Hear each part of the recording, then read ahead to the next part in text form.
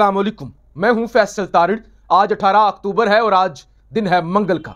इस वीडियो के अंदर हमने बात करनी है शहबाज शरीफ के खिलाफ तहरीके अदमे एतमाद की। क्या इमरान खान दोबारा वजीर आजम बनने जा रहे हैं?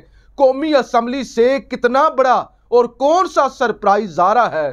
ताकतवरों की आज GHQ में एक बड़ी बैठक हुई है, उस हवाले से भी बात करेंगे और एतजाज एहसन की PTI में शमूलियत के हवाले से भी बात करेंगे। लेकिन आज जो खबर और जो इशू मैं आपके सामने ब्रेक करने जा रहा हूं, जो अगले आने वाले दिनों में पाकिस्तान की तमाम TV स्क्रीनों पर और सोशल मीडिया पर डिस्कस होगा कि इमरान खान किस तरह से इस इंपोर्टेड रजीम का खात्मा करने जा रहे हैं और राना सनाउल्लाह और इस सारे बदमाशों को संभलने का मौका भी नहीं मिलेगा।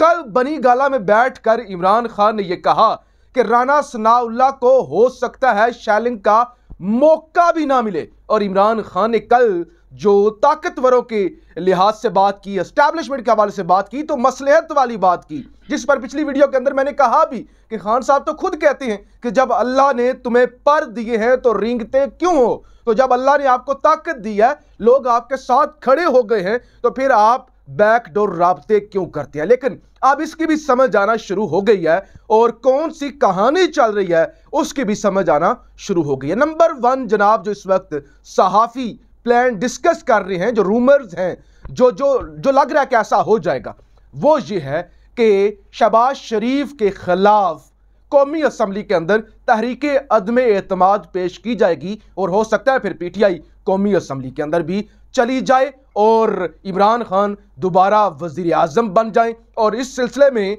जो नून लीग के MNAs हैं, उनको अप्रोच करने का सिलसिला भी शुरू हो चुका है कि वो वोट ना करें या वो गैर हाजिर रहें। यानी वोट तो उनका वो करेंगे भी तो शुमार नहीं होगा, लेकिन वो अगर गैर हाजिर रहते हैं या कुछ भी ऐसा करते हैं तो इस सारे मामले के लिए जो है वो हुकूमत ख़त्म की जाए शहबाज शरीफ की और इमरान खान दोबारा वजीर आजम बन जाए।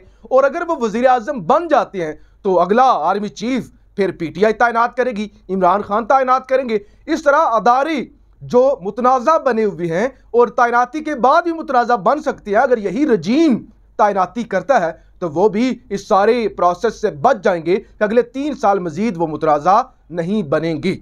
लेकिन इसके शायद चांसेस कम हैं। बड़ी जोरों शोर से यह खबर डिस्कस हो रही है और सीनियर सहाफ़ियों की जानब से इस पर ट्वीट्स भी किए गए हैं कि ऐसा होने जा रहा है, अदमे एतमाद आने जा रही है, इमरान खान वज़ीर आज़म बनने जा रहे हैं। लेकिन एक और बड़ी खबर है जो होने जा रहा है, जिसकी कोशिशें तेज़ हो चुकी हैं।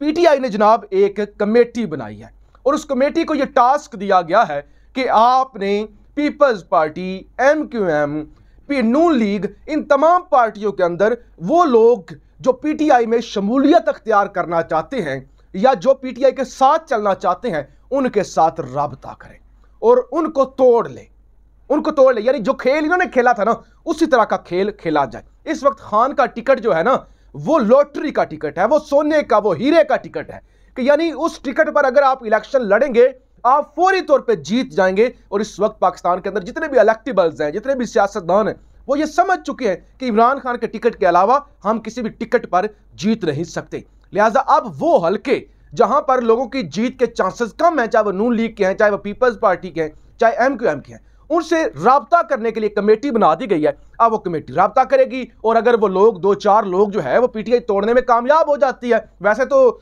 दर्जनों ऐसे लोग होंगे जो PTI में शमूलियत अख्तियार करना चाहते होंगे, लेकिन ऐसी जगह जहां पे PTI उनको अकोमोडेट कर सकती है, टिकट दे सकती है, उनको जो है वो बड़ी जल्दी से, बड़ी आसानी से वो खान के साथ मिलना चाहेंगे। और हमारे पास इतलात भी हैं कि बहुत सारे नून लीग के लोग खान के साथ राब्ता करने की कोशिश करते हैं कि खुदा के लिए हमें अपनी पार्टी में ले ले। अच्छा, अब अगर वो टूट जाते हैं, जिसके बड़े ज्यादा चांसेस हैं कि वो फौरी तौर पर अगर उनको बताया जाए कि आपको PTI की टिकट मिलेगी, तो वो तो भागते भागते आएंगे।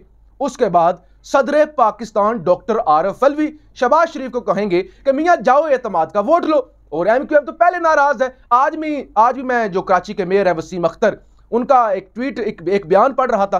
उन्होंने कहा हमने बहुत बड़ी गलती कर दी है, हम तो पछता रहे हैं, हम नून लीग के साथ आके, पीपल्स पार्टी के साथ आके हम तो इनके साथ नहीं रहना चाहते। तो लिहाजा MQM भी छोड़ जाती है और यहां से भी 4-5 बंदे तोड़ लिए जाते हैं और डॉक्टर आरिफ अलवी कहते हैं कि आप एतमाद का वोट लें, ये तो फारिग हो जाएंगे। और अब बहुत सारे लोग कहेंगे कि नहीं जी, एस्टैब्लिशमेंट शायद इस सारे मामले के लिए ना माने। क्यों ना माने? डॉलर दोबारा से आज 235 रुपए पर ट्रेड हो रहा है मार्केट के अंदर। वैसे जो गूगल पे कीमत आ रही है वो 217 218 आ रही है, लेकिन ओपन मार्केट के अंदर 225 और 230 पर ट्रेड हो रहा है और कहीं कहीं पे 235 का भी ब्लैक के अंदर डॉलर बिक रहा है। लिहाजा डॉलर तो काबू नहीं हुआ, पेट्रोल कीमतें कंट्रोल नहीं हुई और शिकस्त का ये आलम है कि कराची के जो 7 हलकों के अंदर बल्दियाती इलेक्शन होने थे वो भी मिन्नत समाजित की गई है और आज चीफ इलेक्शन कमिश्नर की जानिब से यह ऐलान कर दिया गया है कि कराची के 7 जिलों के अंदर जो बल्दियाती इलेक्शन होने थे वो भी नहीं करा सकते। डॉलर भी कंट्रोल नहीं हुआ, अमेरिका से भी कोई भीख नहीं मिली और फॉरेन पॉलिसी भी खराब है, तो लिहाजा मुल्क तो तबाही की तरफ जा रहा है। तो एस्टैब्लिशमेंट इस सारे मामले के अंदर रुकावट नहीं डालेगी। फिर आज GHQ के अंदर जनाब एक बड़ा इजलास हुआ है फॉर्मेशन कमांडर्स का, कोर कमांडर्स का, और उसके अंदर अलामिया तो ये आया है ना कि ये जो आप कैटमी एसेट्स के हवाले से अमेरिका ने बयानात दिए और कहा कि ये महफूज नहीं है और ये सारा मामला, लेकिन ये कैसे हो सकता है कि फॉर्मेशन कमांडर्स का इजलास हो, कोर कमांडर्स का इजलास हो, उसमें पाकिस्तानी सियासत डिस्कस ना हो? या ये कैसे हो सकता है कि आप कहें कि पाकिस्तानी एस्टैब्लिशमेंट का सियासत से कोई ताल्लुक नहीं है? यानी ये तो आप बयान दे सकते हैं कि कोई ताल्लुक नहीं है, ताल्लुक है, ताल्लुक था और अल्लाह करे ताल्लुक ना रहे, लेकिन ताल्लुक है और ताल्लुक था ये तो तारीख का हिस्सा है और सारी दुनिया को पता है। लिहाजा ये सारे मामला जरूर डिस्कस किए गए होंगे कि इमरान खान ने लॉन्ग मार्च करना है। और ये इजलास कब हो रहा है, जरा ध्यान कीजिएगा, कब हो रहा है इजलास? जब इमरान खान जीत चुका है, जब इमरान खान जो है वो नाको चने चिपवा चुका है कि एस्टैब्लिशमेंट एक तरफ, एजेंसियां एक तरफ, 14 जमातें एक तरफ, उसके बावजूद खान जो है वो जीत गया। 7 हलकों में से 6 हलकों में जीत गया और 7वां हलका जहां पे 2 नंबरी की गई उसकी जीत को चैलेंज कर दिया गया है। तो लिहाजा उसके बाद ये इजलास हो रहा है जनाब। तो ऐसा नहीं हो सकता कि इस इजलास के अंदर पाकिस्तानी पॉलिटिक्स, पाकिस्तान की करंट जो सूरत हाल है वो डिस्कस ना हुई हो और लॉन्ग मार्च ना डिस्कस हुआ हो। तो ये सारी सूरत हाल, और उससे पहले देखिए कल खान ने कहा था ना कि राना सनाउल्लाह को मैं संभलने का मौका नहीं दूंगा।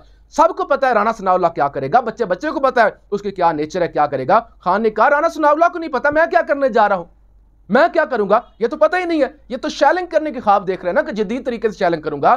खान ने कहा इसको तो मौका ही नहीं मिलना कि ये शैलिंग कर पाए। तो लिहाजा इस तरह से एक बड़ा सरप्राइज कौमी असेंबली से, यानी जो वारदात इन्होंने डाली थी ना, जो कार्रवाई इन्होंने डाली थी टिट फॉर टैट, उसी तरह का सरप्राइज इमरान खान भी देने के लिए तैयार हो चुके हैं और इस पर बड़ी तेजी से काम शुरू हो चुका है। इवन कमेटी भी बन चुकी है कि आपने मुख्तलिफ जमातों से राब्ते करने हैं, तो बहुत जल्द इसी महीने के आखिर में या नवंबर के शुरू में आपको पता चल जाएगा कि ये इंपोर्टेड हुकूमत फारिग होने जा रही है, ये नहीं चलने जा रही। और फिर ये नहीं कह सकेंगे कि हमारे साथ जुल्म हो गया, ज्यादती हो गई, जत्थे लेके आए हमारी हुकूमत गिरा दी, वो जत्थों ने हुकूमत गिरा दी, लॉन्ग मार्च आए, हमें एस्टैब्लिशमेंट ने हमारे साथ ये कर दिया, मुझे क्यों निकाला, मुझे क्यों निकाला। नहीं, जिस तरह से आप कहते हैं ना कि जमहूरी तरीके से हमने तो इमरान खान को निकाला है, हमने तो जमहूरी तरीके से, हमने कोई गैर आईनी रास्ता अख्तियार नहीं किया, इसी तरह से इमरान खान भी अब इनको मार देने जा रहे हैं। दूसरे नंबर पर जनाब साबिक सेनेटर इत्तेजाज अहसन ने एक बयान दिया और उसको देखकर बड़ी आग लगी। फिर आज वो हाई कोर्ट के अंदर पहुंचे, जो अपना शरीफ माफिया के जो दामाद हैं, दामादे आला हैं, जिनकी वैसे तो कोई इज्जत नहीं है, वो जनाब आज सुप्रीम कोर्ट के अंदर कैप्टन सफदर साहब पहुंच गए और वहां से उनको करारा जवाब मिला। और वहां पे खड़े होकर उन्होंने जो 5-6 सालों से बड़ी मेहनत से बयानिया बनाया था मियां नवाज शरीफ ने, उसको रौंद डाला और कहा कि आर्मी चीफ रातों को जागते हैं तो हम सुकून से सोते हैं, आर्मी चीफ की बड़ी मेहरबानियां हैं, वो तो न्यूट्रल हैं, उन्होंने तो बड़ी खिदमत किया मुल्क की। जबकि नवाज शरीफ कहते रहे हैं कि जनरल बाजवा साहब मैं तो नाम लेता हूं, जनरल बाजवा साहब आपने तबाह किया है, जनरल बाजवा साहब आपने हुकूमत हमारी घर भेजी है। और दामाद ने कह दिया कि नहीं वो तो फैज हमीद की वारदात थी, आर्मी चीफ का कोई साथ। उन्होंने कहा इत्तेजाज अहसन कोशिश कर रहे हैं, वो ये चाहते हैं कि वो पीटीआई से सेनेटर बन जाए, लिहाजा इशारा नून लीग का इस तरफ है। और ज़ाहिर पीपल्स पार्टी ने भी डिसओन कर दिया ना इत्तेजाज अहसन को, पीपल्स पार्टी ने भी तो शो काज नोटिस दिया ना। तो और इसके बाद ये भी आ गया, अदालत के अंदर भी चले गए, इत्तेहादी हुकूमत हो और हाई कोर्ट से रजू कर रही हूँ, और पीपल्स पार्टी अगर सेनेटर इत्तेजाज अहसन के साथ होती तो वो तो रजिस्ट करते कि आप क्यों जा रहे हैं हमारे बंदे के खिलाफ सुप्रीम कोर्ट से। तो लिहाजा उन्होंने भी डिसओन कर दिया। तो इसलिए आज कैप्टन सफदर ने यह कहा कि ये पीटीआई से सेनेटर बनने की कोशिश कर रहे हैं। तो लिहाजा पीटीआई से सेनेटर बनना है तो पीटीआई में शमूलियत अख्तियार करनी है। तो लिहाजा ऐसी खबरें जो है अब जोर पकड़ चुकी हैं कि बहुत जल्द इत्तेजाज अहसन साहब जो हैं वो पीटीआई में शमूलियत अख्तियार कर रहे हैं। और यकीनी तौर पर अगर वो शमूलियत अख्तियार कर लेते हैं, वो तो एक ऐसे लोग बंदे हैं जो हर पार्टी जिनकी इज्जत करती है और सबके लिए एक्सेप्टेबल है, और ऐसे लोग तो इमरान खान के करीब होने चाहिए। और इमरान खान इत्तेजाज अहसन को अपना दोस्त समझते हैं, और ऐसे लोग जो हैं वो बिल्कुल खुशामद नहीं करते बल्कि सही मशवरे देते हैं। और इत्तेजाज अहसन जैसे लोग, ये जितने भी मिच्योर लोग हैं पीटीआई में, इस तरह के लोग अगर इमरान खान के आगे पीछे होते तो आज पीटीआई की ये सूरत हाल ना होती, क्योंकि सारे वो जो हैं वो तारीफें, झूठ और इमरान खान को एक नई दुनिया में रखने वाले लोग हैं। वो आगे पीछे गलत बयानी करते हैं, छुप छुप के वो मुलाकातें भी करते हैं। तो इमरान खान को सबसे ज्यादा जो नुकसान हुआ है ना जनाब, वो पीटीआई से हुआ है। ये याद रखिएगा। बहुत सारे लोगों को शायद ये बात पसंद ना आए, खान को ज्यादा नुकसान नून लीग या एस्टैब्लिशमेंट या बाकी साहब ने नहीं पहुंचाया, खुद पीटीआई ने पहुंचाया है, अंदर के लोगों ने पहुंचाया है, जो मुलाकातें करते हैं, मुख्तलिफ लोगों से मिलते हैं, गलत बयानी करते हैं, खुशामदें करते हैं, खान को खुश करने के लिए तरह तरह के बयान देते हैं। तो इस वजह से आज पीटीआई इस नैज पे पहुंची, इस वजह से एस्टैब्लिशमेंट के साथ ताल्लुकात भी खराब हुए। तो ये ऐसे लोग कुछ हैं जो खान को भड़काते हैं। अपनी राय का इजहार जरूर कीजिएगा। पाकिस्तान जिंदाबाद।